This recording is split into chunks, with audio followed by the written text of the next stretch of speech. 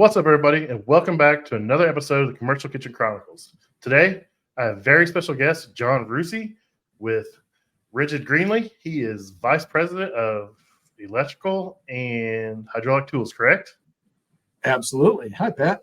How you doing? Outstanding. Glad I could be here for this. I'm finally glad to get to meet you. Talked to Maddie a couple times about you, and I was excited to have you on. Sounds like you know your stuff around there. So, Absolutely. Our social media team and Marcom group do an outstanding job of reaching out and talking with people and getting us lined up for conversations like this. So I appreciate the connection. So I filled you in a little bit earlier, but my main goal focuses kitchens. So I do a fair amount of pressing. I do installs on combi ovens, hot wells, some sinks, 3-bay sinks, dish machines and stuff. So I have a lot of places where I can't braze or I can't solder without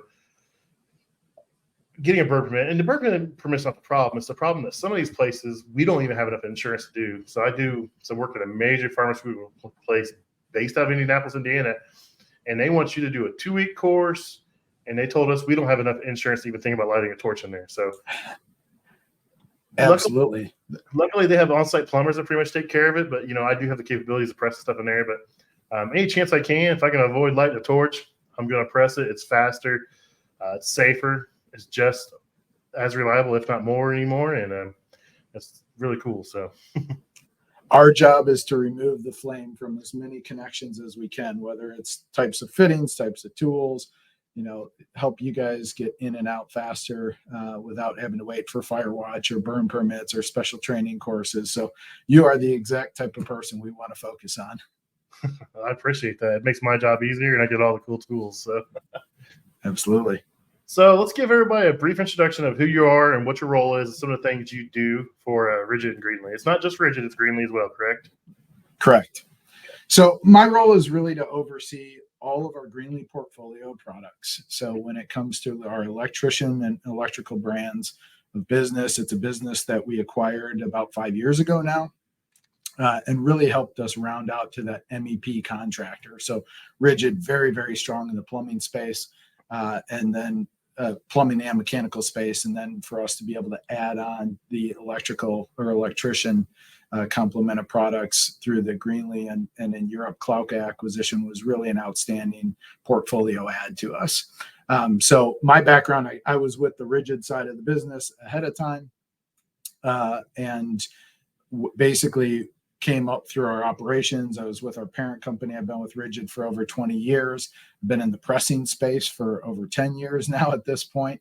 And so what my responsibility for is for all of the Greenlee products, but also the Ridgid pressing business and the Greenlee utility hydraulic tools. So things that are used to knock holes in panel boxes, things for cutting and crimping, utility applications, high power transmissions.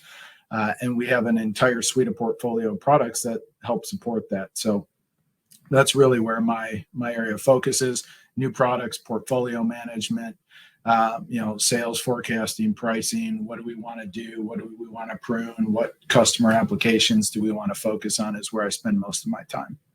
That's cool. It sounds like a lot of fun stuff. Probably a lot of headaches too, but hey, a lot of fun. It is. So it is. How did you get started there? I mean, what was your role when you first came in? Have you always had this a business background and you just kind of worked your way up, or? Yeah, no, I think my background is a little bit pretty well rounded. I actually came into our parent company with an electrical distribution company out of Chicago.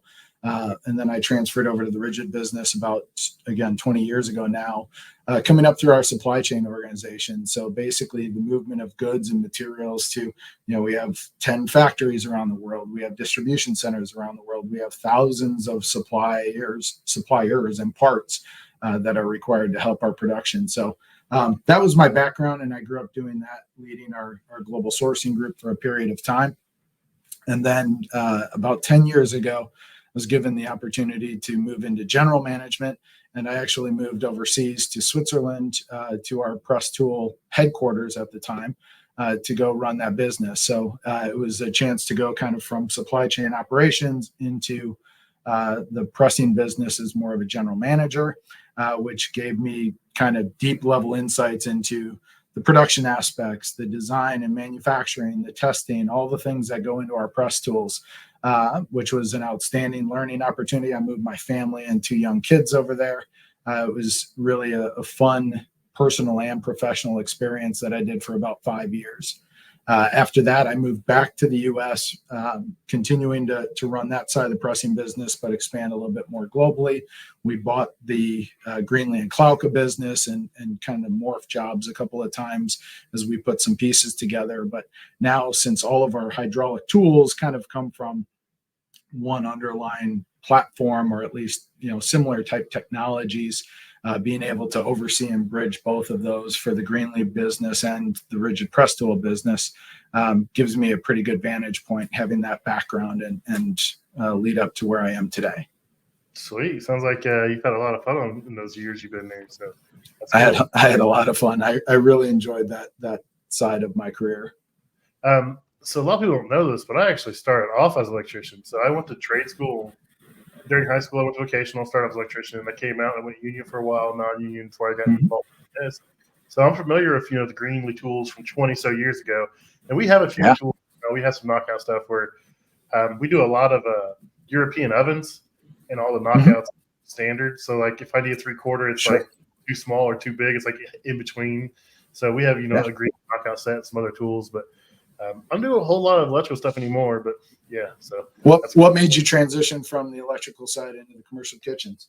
I got stuck traveling doing apartment complexes, and it just drove me nuts. Okay. My dad, he did HVAC, and then he transferred over to the commercial kitchen side of it.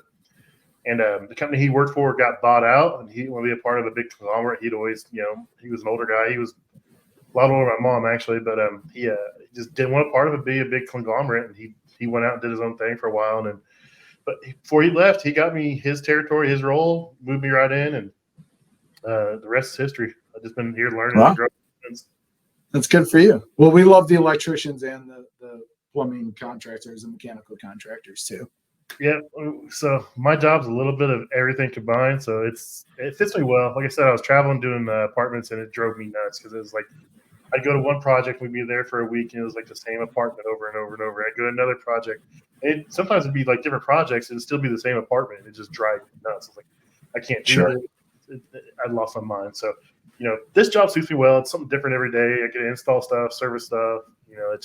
It's cool. So. Mm-hmm. Yeah, no, it's a good transition. It helps you learn a different side of the trades. Yeah. Yep. So we got a few things here to talk about. So next up is industry trends. What kind of trends in tool industry or potential impact on the market have you seen here lately? A lot of our focus is around the end user. So we are constantly out there trying to work with contractors, people like yourself. And so for trends, where we focus a lot of our time is around ergonomics.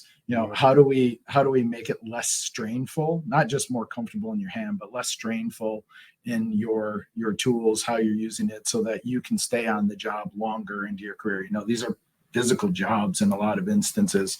We want to make sure that day to day we're providing kind of the most optimal solution we can from that standpoint. We're also looking at things are moving faster, I would call it. So we have our tried and true kind of core tools, things like the rigid pipe wrench, our tubing cutter, some of our iconic stuff. But then we have battery technology, we have connected technology, we have Bluetooth, we have sensors that are laced throughout our programs. And that's an industry trend. Certainly, we are very ingrained in that and leading that in many instances, but I think that's a broader industry trend as you guys are looking for what type of tools can get me on and off the job faster, safer, more efficiently, more productively, all of those pieces together. Yeah, that's definitely a huge factor is, safely and fast. I have guys all the time, I'll post some work and I show me pressing a refrigerant line or a water line, and guys are like, learn how to braze, learn how to solder. I'm like, in the situation, or I didn't want to in the situation, and guess what? I did it this way. Yeah, the fittings cost a little more, but my time savings more than makes up for it. Plus, you don't have to worry about absolutely down or burning up a wall or melting a panel inside a cooler or something. It's just there's more than one way to skin a cat, and evolve or get left behind is the way I see it. Yeah, another big part of that's access to information, right? Mm-hmm. So you have a bevy of tools or a fleet of tools or many trucks of tools, depending on the size of your company. So where are your tools at? How are they being used? Where are they at in terms of their preventative maintenance? If you go out and do a job, how do you document that job? How do you retain that information? We do a lot with drain cleaners. We do a lot with, finding service networks around and available on there. So we have programs where, we're a tool company, but we have our own software development teams that are helping to integrate solutions into our types of products. And I think that's where a broader industry has been focused, certainly over the last 5 to 10 years, is really just trying to take relevant information, get it into the hands of the contractor so they can continue to do those jobs more efficiently. Or in your apartment job example, where you had to go back again. What did I do last time? What did I need to do? Just make sure that those pieces are coherent and you can basically go out and get paid for your time back and forth there. Yeah, you guys, the tools, are evolving so fast. You get the new battery platform, new battery stuff. I look forward to seeing some of that. I was kind of jealous seeing all those guys playing with it. I was at Wet. I lucked into go Wet. So I work in Indianapolis. I don't live in Indianapolis. I live outside. I work in Indianapolis, and Wet show was going on, and I didn't sign up for it.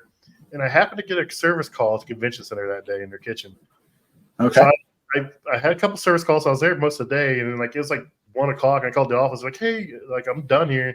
We got some more work for you. I was like, no, I'm taking the rest of the day off. I'm staying on the show floor. So I took my tool back out to the truck, come walk around the show floor.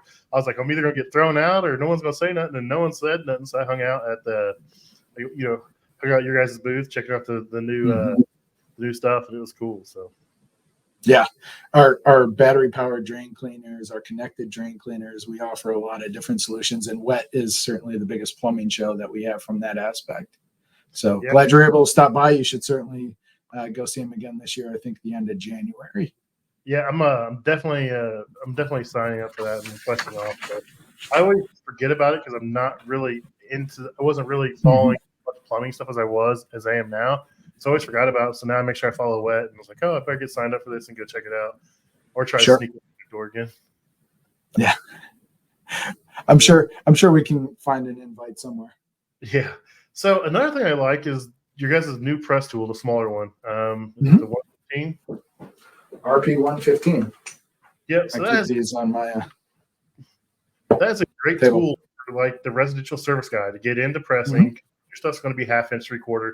You're not going to really need the 1 inch of bigger stuff, and that's a huge entry point for the guy that's just doing residential service or someone wanting to get into press technology. And when I seen that little thing, I was like, man, I'd like to just throw something in my pocket and just walk in, do what I gotta do. And I was pretty impressed by that little thing.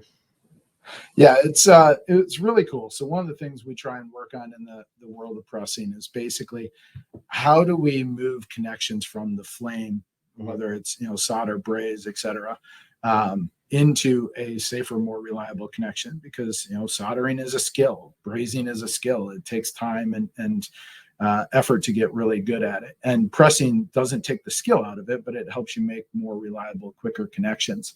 And so for us, as we're trying to get more people into the pressing category and make it more accessible, or if you have a large fleet and only a couple of press tools, how do you get this so you get more tools on more trucks? And if you look at the type of connections, the 1/2 and 3/4 inch are the vast majority of actual connections made.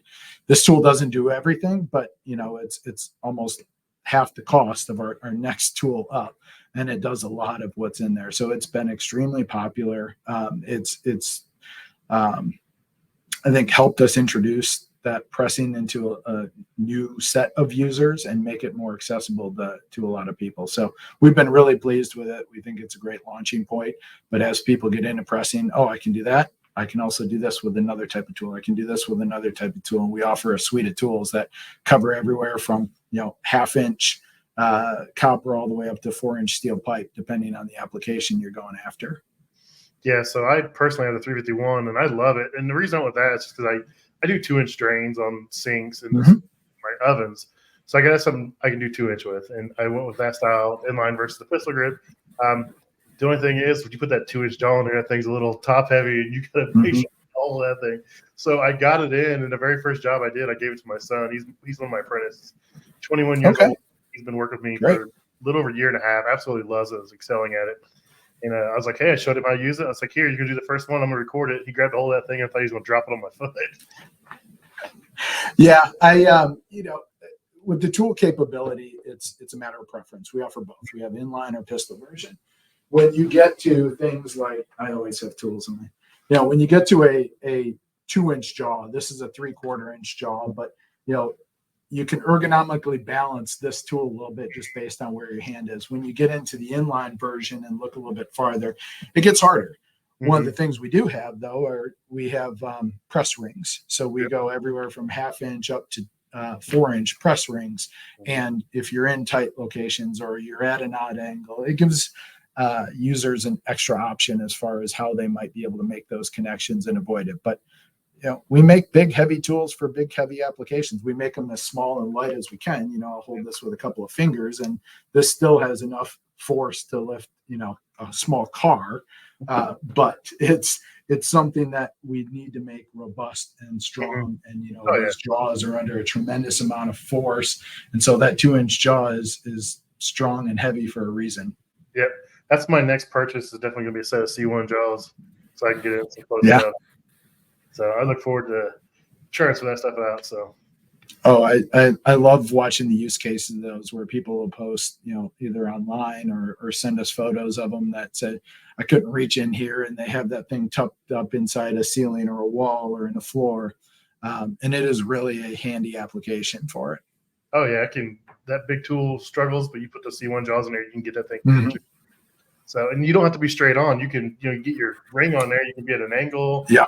Perpendicular. I mean, as long as those are on there and it pinches it closed, you're good. Absolutely. Just make sure you have the right tool for it. Yes. That you're looking for. Yeah. So you guys, I'll bring this up. I don't know if I should, but no, I guess I should. You guys partner with RLS for some stuff. So I've had the copy tool for a couple of years, do some stuff with RLS. It's a really good company. I was excited to see when you guys, launched a pairing up of RLS for some stuff for them, and they're a really good company, and they've got a great product, and I use the Clocky, and I can't knock it. It does a great job for me. So, but yeah, I see come out with the RLS setup. I was like, oh man. I have one of those back here too. No, RLS. Look, for our tools to work, we have to partner with fitting companies. And that was one of the other topics you wanted to talk about a little bit. Is we have. There's a long history behind it, and I can go into that at another point in time. But you have, whether it's water fitting or refrigeration fittings now, or other applications, electrical, lugs and connectors. All of these have some sort of tie-in certification testing that goes with them. So RLS was really the first one to take the press into the refrigerant ACR space. They're an outstanding company. We partner with them. We own the Klauka business now, and so RLS through Klauka, RLS, complemented by Ridgid. That's absolutely where we want to focus. But we have a lot of installed Ridgid users that can also extend into this ACR space, that have Ridgid tools, that want RLS jaws that go along with those. So we have a couple of fitting partnerships, but RLS has been a very good relationship and collaboration with that team and our team, whether it's in Europe, out of Klauka, or here out of the US. Yeah, the refrigeration game's kind of weird because everyone has their own independent jaws. It's, water pretty much one set of jaws does them all. But when you get refrigeration, it's like, no, you can't use this. Everyone has their own set. It's like, man. Yeah, that's a little bit of the history lesson. You look at certain industries have like a standard across the board. And you've seen that even just recently in Europe, where Apple was forced to go to a USB-C connector type because so many different connection types make it difficult to scale. It makes it difficult for end users. You want 3 different types of tools, and if they have 3 different types of connectors and everything else. One of the beauties of the pressing space was this started in Europe, and there are really 2 main varieties. There was the M profile or monosmith system, which has an O-ring closer to the end. That came out in the 50s or 60s. And then the V profile, which is for Viga, came out in the late 80s. And we were one of the originals with them, with the tools in Europe through our facility that I went over and ran. to be able to standardize around a couple of different types. And the V profile, we worked with Viga to bring it to the US. So really that's the de facto or only water pressing system here. The tool manufacturers at that point in time, that was definitely before my time, but the tool manufacturers at that time, also standardized on the force output of the tool. So you had a standardized fitting system and you had standardized tool force outputs, whether it was, 19, 24, 32 kilonewtons of force. The refrigeration space hasn't had that. And maybe it'll go there, but RLS was the first, but you've certainly got others that are lined up. The first main one in the US, I'll call it. But you have other ones that go out, and they're all different sizes and different shapes, and each fitting company has their own testing and their own claims that go along with it. Each requires a different set of jaws, so it makes it a little bit harder for the end user. It's a little bit of a preference standpoint. There's a lot of testing. Refrigeration pressing is hard. It's high temperatures, it's vibration, it's different types of fluids. It's a lot of things that are require a really significant connection, and that's part of where we have to partner with different fitting manufacturers to make it successful. Well, I never realized that's what it was. That makes sense to me now that you explain it that way, so thanks for that. Yeah. So, on the 351, you can buy, is that the one, you can get some different attachments for that one, correct? Yes. Yeah, you can have the strut cutter. We have a soil pipe cutter that goes along with it. We have the V2 actuator. Okay. Sweet, that's what I thought. But I'd be after the strut cutter because I do a lot of installs and I do a lot of strut. I can't cut with the portaband or with the saws.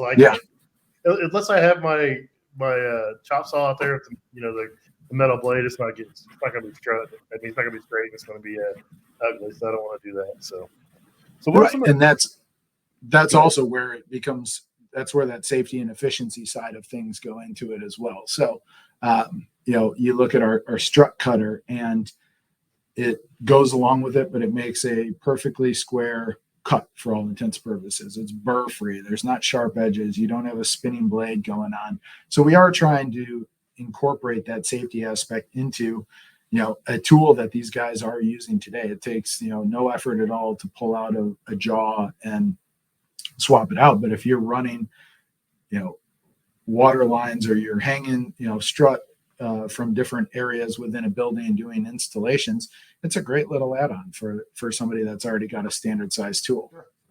Identify industry challenges in your company strategies to ensure tool safety and efficiency. So what do you guys do to make sure the tools are safe and efficient? Just testing, or? So a couple of things.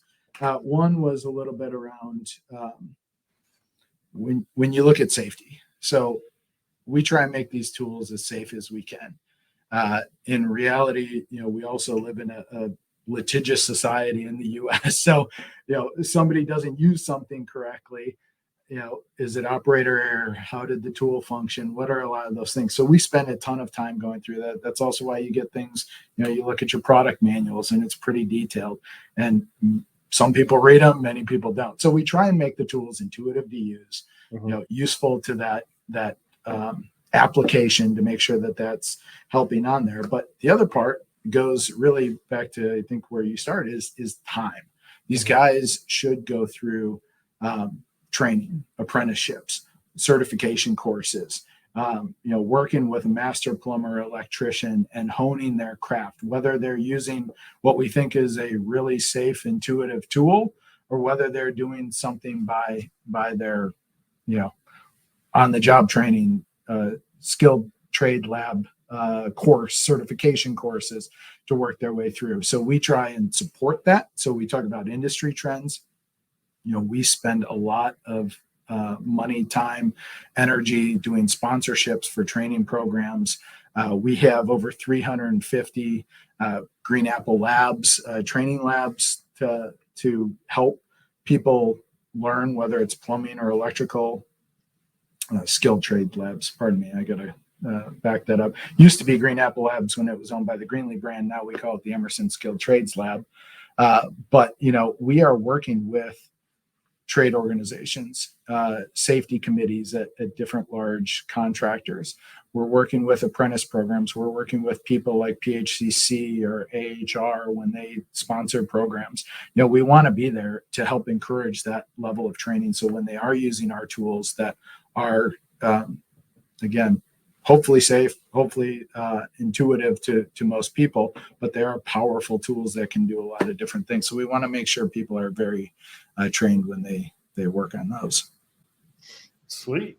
Yeah, it makes a lot of sense. You want the guys to be safe as possible. Yeah. I mean, we got to do it. There's just people that, I mean, they don't pay attention. They goof off. I mean, you got to take it serious. It's designed to smash stuff, and it will smash after you put it in there. And your finger is a lot softer than a piece of copper or steel. Absolutely. And we take that is a corporate priority for us and one of our core tenets, even back to our factories. When they come in here, we preach safety every day. Like, you own your own safety. You need to look around, make sure your job site is clean, make sure you're not making, carrying too heavy a load, bending in the wrong direction. If you're a sales guy out in the field on a job site doing a demo, do you have all the proper PPE? Are you operating in a safe manner? We want all of our employees and our customers to go home safe at the end of every day. Yep, and that's the same thing with us. Our core values, safety is number one. We all got a job to do, but we all have families at home, friends, loved ones that want to see it. We all want to make it home to the day. So that is the biggest part of everything, safety. So I agree 100%. Absolutely. Do you guys see any growth opportunities in specific regions or sections of the trades? Certainly. It's kind of a broad question. Yeah, no, it is a broad question, but we look at those things in a lot of different ways. And I think within the trades, you have areas of really specific growth. So I mentioned things like our more traditional Ridgid products, things like our pipe wrenches, our tubing tools, our threading machines, some other areas. As that technology has shifted and as materials came on, we got into pressing. So Ridgid's a 100-year-old company. In the US, we've been in pressing for, going on 25 years now.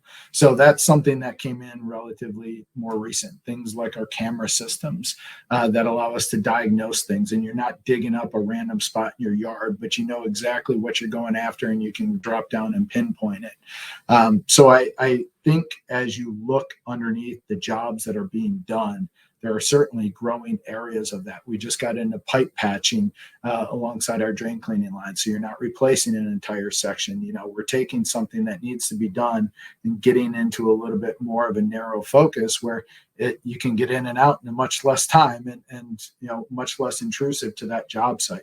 So that's kind of one aspect. The other side of it is looking at new materials and new markets. And I'll push two of ours or talk about two of them. One that we mentioned earlier was the ACR market and pressing market. ACR has been around for a long time, but there's constant changes in types of refrigerants that you can use, and efficiency levels for these things are incredible energy hogs, for lack of a better term, that are on there. So how do we make that work more accessible? Manufacturers of the equipment are constantly changing as they're raising the bar on some of those.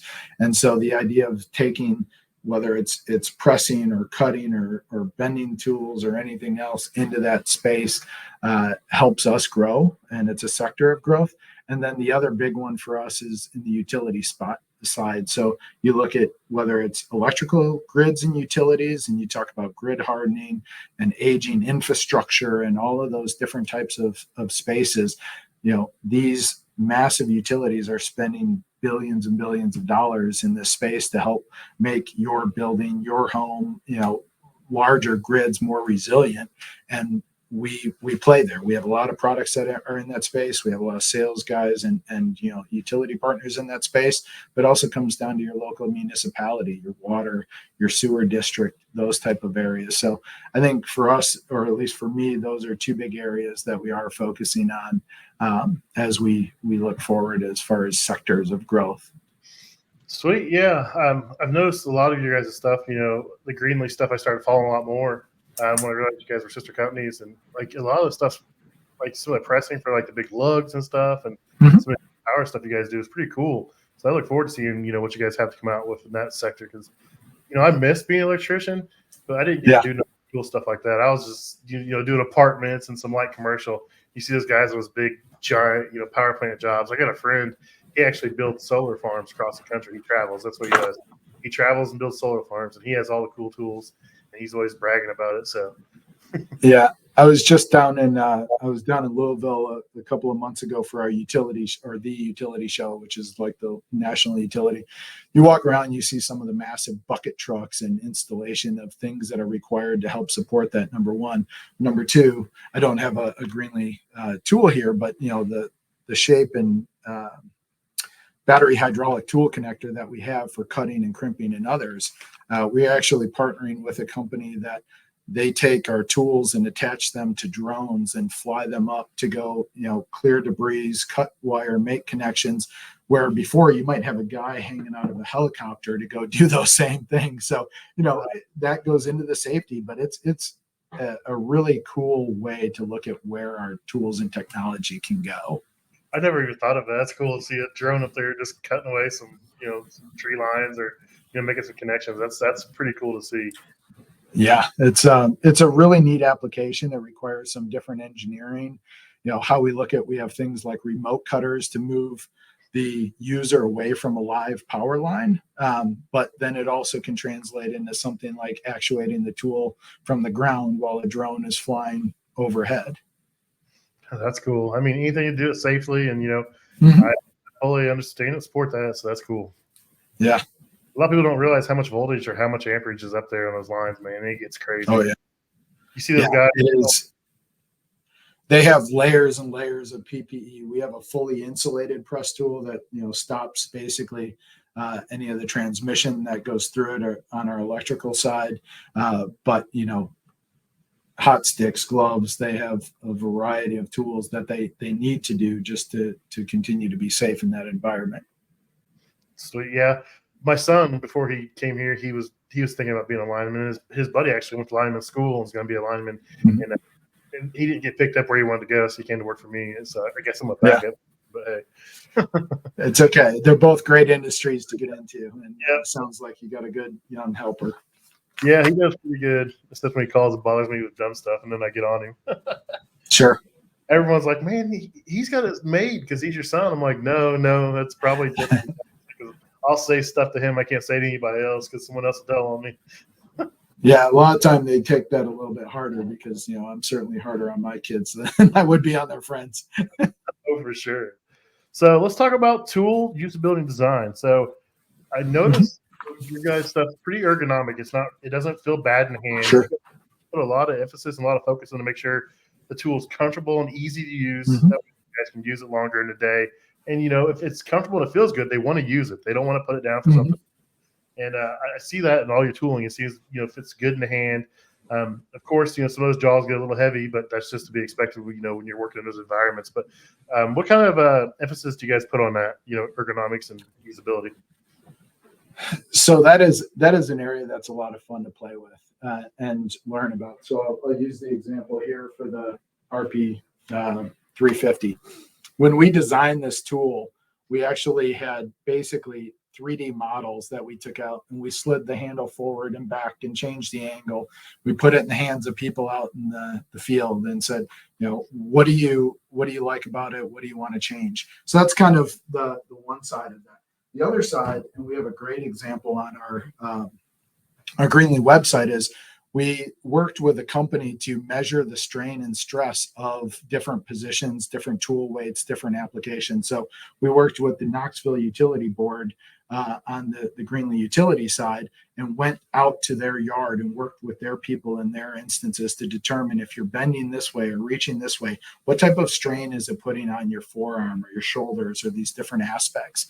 And I was actually just in a meeting this morning with our industrial design team where we're upgrading to the latest generation of this to take that data, and what used to take us kind of 30 days to digest and work our way through, we're now going to start getting that real time. So incorporating that into our new product development process and making that much, much faster is a huge part of what we do from the tool design standpoint, as well as we do lots and lots of field research. We have lots of end user contacts, and our sales force spends most of their time out in the field doing demos. So we use that as a way to test new products, and we're constantly sending our design teams or our product management teams into different areas to go out and take a concept tool or take a weighted model and see what these guys think about it. So we do try and roll that back into our development cycle.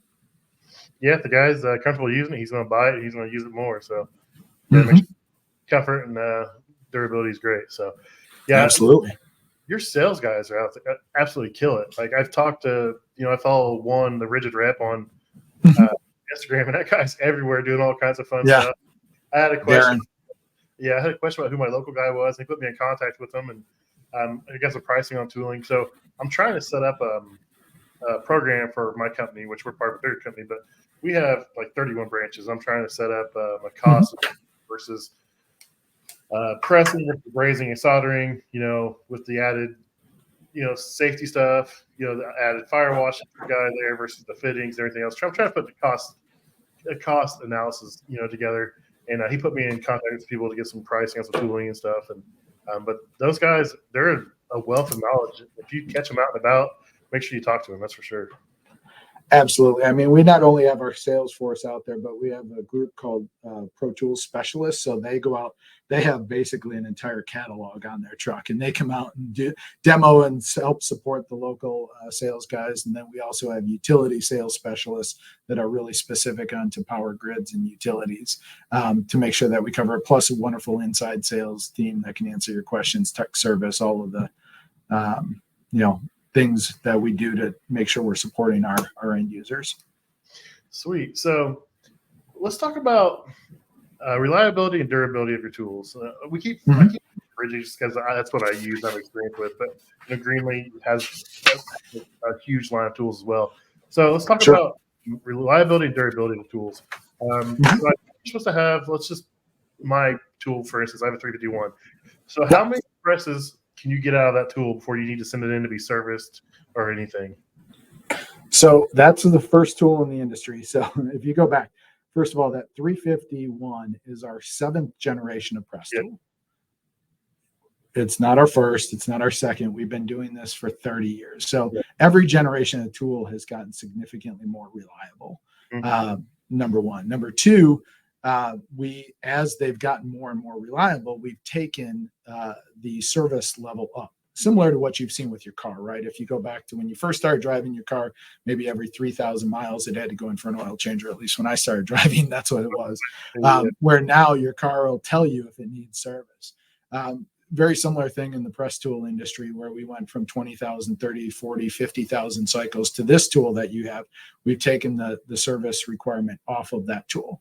That tool will run until it tells you something is wear and tear over time, or it's just gotten to a point. But we tested, over I forgot exactly how many. I think it's over 3 million cycles of different tests during the development that we went through. But that tool will last well beyond 60,000 cycles without a need for regular maintenance like you would have with an oil change and other things. So that's a big part of it.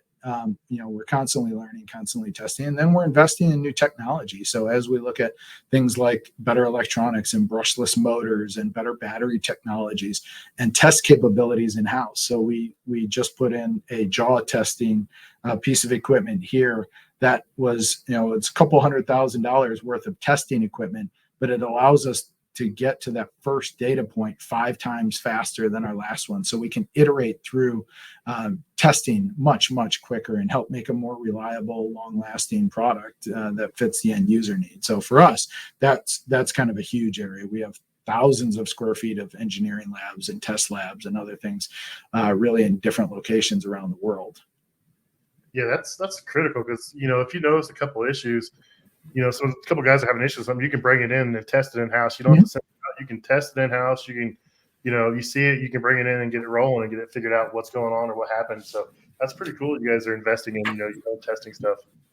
When it comes to hydraulic tools and hydraulic tool packages, we have by far the broadest capabilities around the world. So in addition with the Klauka acquisition that we did a couple of years ago, whether it's Europe, Asia, the US, we have design and manufacturing capabilities for hydraulic tools, really by market, by industry, in many of our locations around the world. So it does help us to respond much quicker. We have service networks in the US, we have service networks in Asia and Europe, and we are constantly trying to help make sure that our end users are up and running as quickly as they can. Stuff always happens, obviously, whether it's a malfunction of a tool or somebody drops it or runs it over with something, but we want to get them back in business as quickly as we can. Runs it over. I'm sure you guys have seen everything. I know I've seen that wrench in there. You guys have. I've seen some social media. The giant curve. Yeah. Trailer with it or something. I'm like, what? Why would you do that? Yeah. Warning labels for a reason, I guess. Sure. But we will try our best to fix it, is what I can say. Yeah, that's awesome. You guys stand behind your product 100%. So that's really, you can't ask for anything else, really. We have the Ridgid lifetime warranty, and that's against defects and workmanship. Tools wear out, things wear down over time, normal wear and tear and usage. But if it's something's wrong with it, we will fix it. So you guys do a lot of cool stuff for the end users, for technicians, and for plumbers and electricians. You guys, you have the Greenlee and Ridgid experiences, and you hit on a little bit about some training stuff you guys have. You used to call it the Green App, now it's something else. Now Skilled Trades Lab. Yep. Skilled Trades Lab. So you want to go into a little bit about that and what that exactly is, or? Sure. I mean, we are industry stewards. We take that responsibility seriously. We want to help train the next generation of contractors and support the skilled trade. So we have scholarships and tools for continuing education. We have our own skilled trades lab that we install in different apprentice schools basically around the country, which we're up over 350 now, which is a lot. I mean, that's a pretty good size group. We also have over 15,000, I think it's 17,000 square feet of training facilities in-house, whether it's in Elyria for our Ridgid, primarily Ridgid products, as well as some Greenlee, or our Rockford locations. Rockford, Illinois, our trainers have over, almost 100 years of experience. So we really do try and get down, be knowledgeable to that MEP contractor. These guys know where to go. They know what to do. We work with another company. We work in partnership with NC3 on technical certifications. So it's something that we have to invest in, we believe, to help support our business into the future as well. That's cool. That's cool. I love seeing, businesses give back and train the next generation of techs. It's a big goal of us here at Commercial Chronicles to try to share what we do and try to highlight people.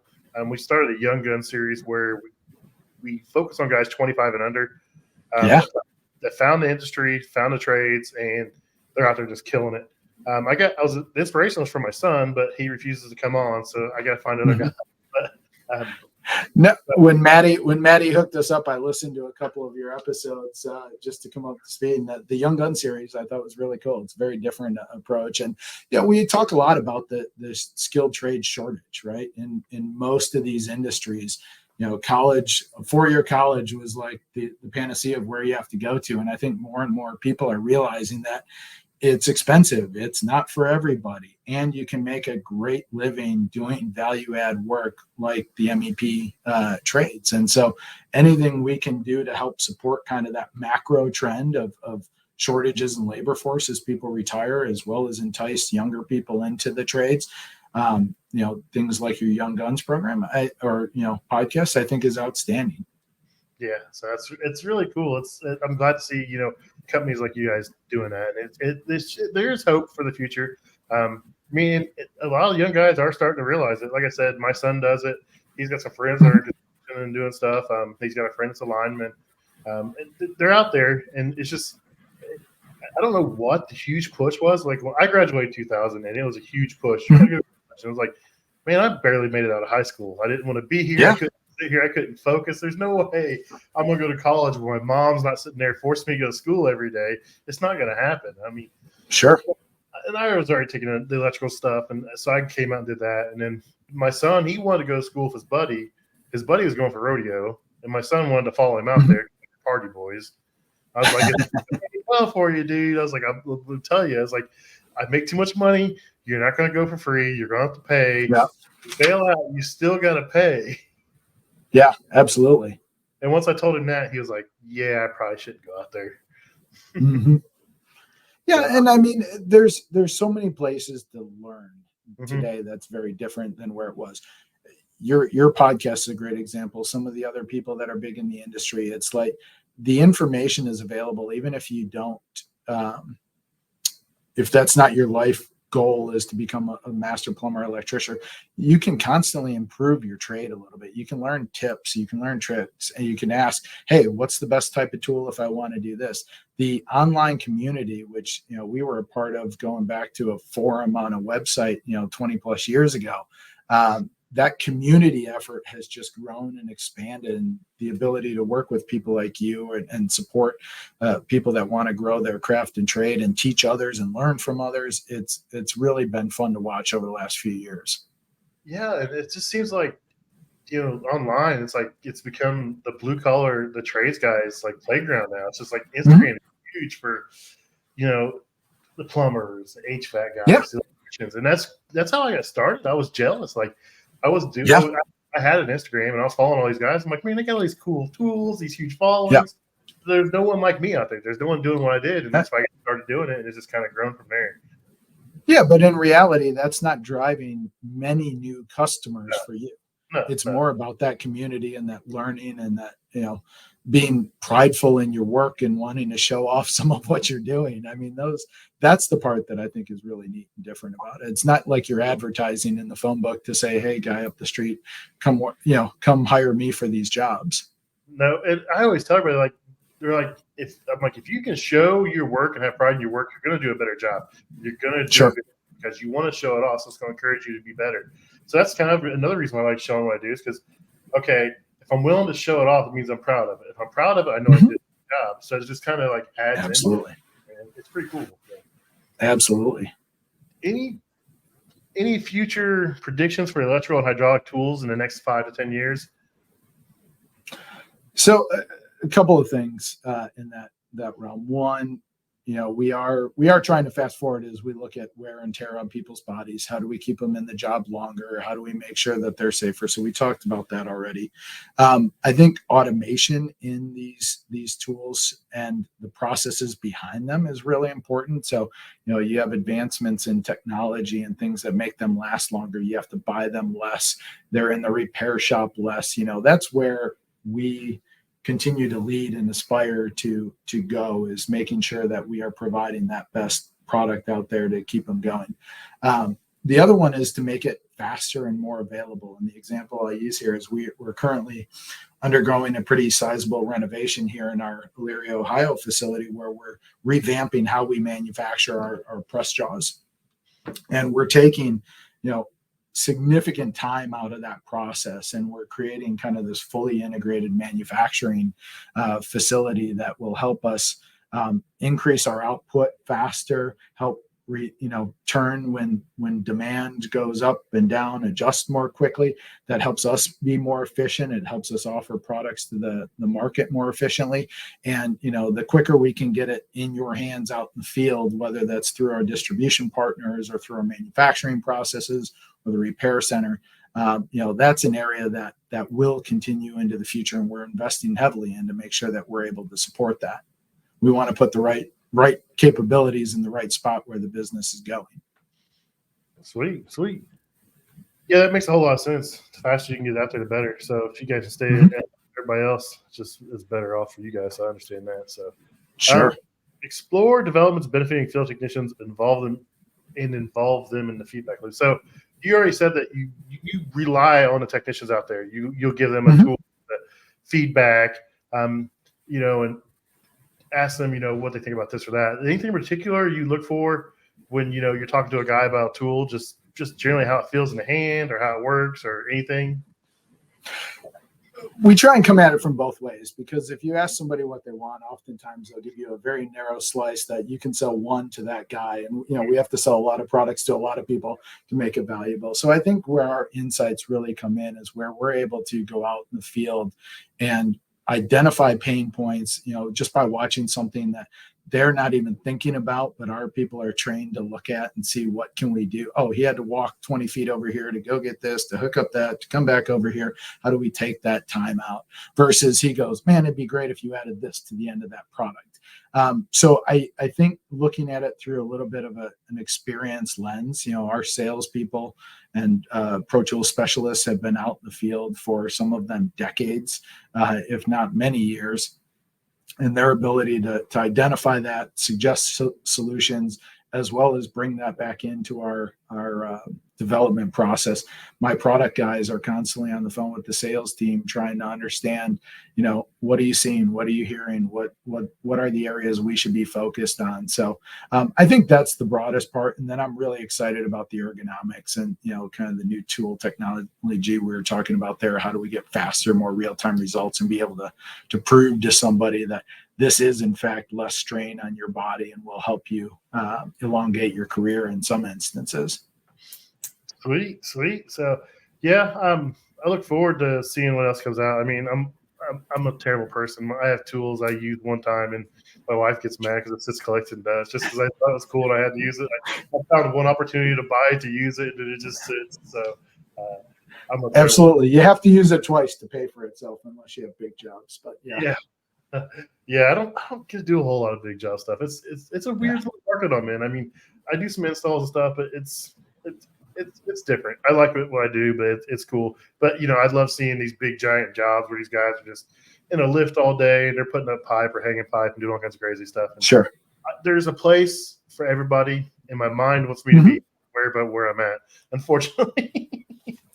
You have everything from very large, industrial or large commercial jobs down to residential or individual commercial kitchen repairs. And how do you, different companies service those markets differently. So there's nothing wrong with playing at a certain level and making sure that you're the best in that arena.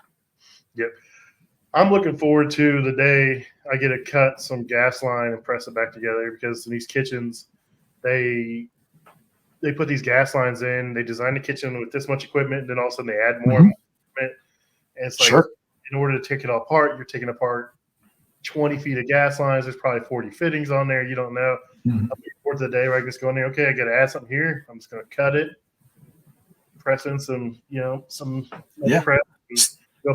Steel pipe press or mega press. Yeah, absolutely. Yeah. It's been a cool little thing. I never thought I'd have a press gun. And like I said, I only started this a couple of years ago, and it's crazy the advancements that I've seen in a couple of years. So I look forward to whatever's coming down the pipe from you guys. I mean, I'm probably going to buy some Greenlee tools too, just because I want some more stuff to play with. I do, like I said, I do quite a bit of knockouts and some equipment. So now that I get a hydraulic one, I'll probably just have a ratcheting one, but I can't afford the one for my few times I use it. Well, and if you go into some of these installs, there are all aspects of it. That's where that mechanical space gets a little bit fuzzy, where there are people doing a little bit of plumbing work or a little bit of electrical work. And, they're generally a little bit specialized or more specialized, but to have a little bit of a jack of all trades kind of option is certainly a good thing to have as well. So I would love to see more Greenlee products on your trucks as well. Sweet. I don't think there's anything else I want to cover. I think we kind of pretty much covered everything. Anything else you want to cover or talk about before we get off here? No, I do want to applaud things that you and some of your colleagues or peers are doing in this industry. The idea of making the trades attractive, telling stories about it, inviting different levels of insight in it, I really think is rewarding, certainly for us to see as a manufacturer. And then I think it's necessary as we look at trying to draw more and more people into the skilled trade. So I thought it was great. It was a great discussion. And, we certainly want to support the industry going forward. So as people like you and others, bring us your suggestions, bring us, your pain points, some of those things. We want to make sure that we're trying to solve as much as we can to get you guys off more jobs more quickly and home earlier. That's what I tell my boss. I'm like, look, if I can do this job faster, that means I'm more efficient. The more efficient I am, the more calls I can run. The more calls I run, the more money I make. I'm like, it all adds up. And trying to get to see it that way sometimes is a pain point. And that's managers versus technicians' point of view. I mean, it's just always going to be a battle. It just is what it is. But I appreciate their insight, and we'll get it figured out one day. I can't get everything I always want. Tell your boss, if I'm more efficient, I can get one more job done today, and you make more money, and we make more money. I'm trying. I appreciate you guys' support, and have a good night, man. Thank you. Absolutely. Take care, Pat. See you. See ya. Bye.